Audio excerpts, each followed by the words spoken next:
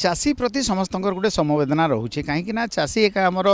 जीवन रक्षा करुचे से जे चाषी मैंने जिते डाकरा देछन स्वतःप्रवृत्त भाव में सब लोग एटाके समर्थन जनईछन। आपड़ देखुवे आज जेनता गोटे बंद पालन हेले आंदोलनकारी मैंने बुलूथन बंद कर ये बोलसन एंता किसी नाई न स्वतःप्रवृत्त भाव में बंद होइछे आउ जेन कारण लगी भी बंद करिछन मुई कहमी गोटे चाषी सब बेले समवेदना माने चाहेसी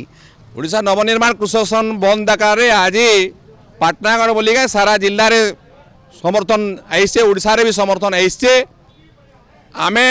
नवनिर्माण कृषक जो 3-4टा दाबी अच्छे ताके समर्थन करुछु